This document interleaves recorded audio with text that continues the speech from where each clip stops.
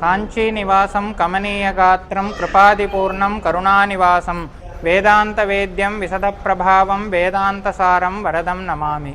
அதாவது சேலம் பிரசன்ன வரதராஜ பெருமாள் தேவஸ்தானம் பட்டை கோவில், அதாவது சேலம் மாநகரத்தில் இந்த செகண்ட் அக்ரஹாரத்தில் நடுநாயகமாக இந்த பிரசன்ன வரதராஜ பெருமாள் விசேஷமாக எழுந்தருளி இருக்கார்.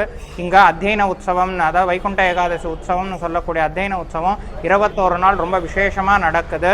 அதில் ரொம்ப முக்கியமான நாளான நாளைக்கு பகல் 10 நாள், ராப்பத்து 10 நாள். அதில் பகல் 10 நாள் பெருமாள் நாச்சியார் திருக்கோலம்னு சொல்லக்கூடிய, அதாவது பெருமாள் தாயார் அலங்காரத்தில் வருவார். இது வருஷத்துக்கு ஒரு முறை தான் நீங்கள் சேவிக்க முடியும். ஏன்னா பெருமாள் எப்பயும் பெருமாளாக நீங்கள் சேவிப்பீங்க.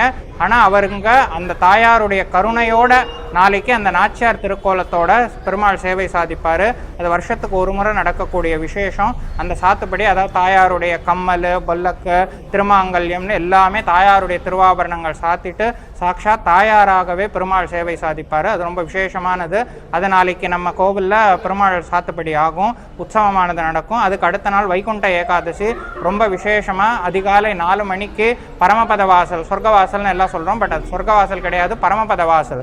அதாவது பெருமாள் இருக்கக்கூடிய விஷ்ணுலோகத்துடைய வாசலை திறந்து பெருமாளே வர்றதா ஐதீகம். அந்த பரமபத வாசலை வைகுண்ட ஏகாதசி அன்னைக்கு இங்கே விசேஷமாக காலையில் 4 மணிக்கு திறந்து பெருமாள் அதில் உபயநாச்சியாரோட ரத்ன கவசம் சாத்திண்டு பெருமாள் வர்றோம். அதுவும் வருஷத்துக்கு ஒரு முறை நடக்கும். பெருமாள் நித்தியப்படியில் நிறைய திருவாபரணம் சாத்தி இந்த ரத்ன கவசம், ரத்னாங்கின்னு சொல்லக்கூடிய உயர்ந்த விசேஷமான ரத்னங்கள் பதித்த கவசத்தை வருஷத்துக்கு ஒரு முறை சாத்திண்டு அந்த பரமபத வாசல் வழியாக பெருமாள் வெளியே வருவார்.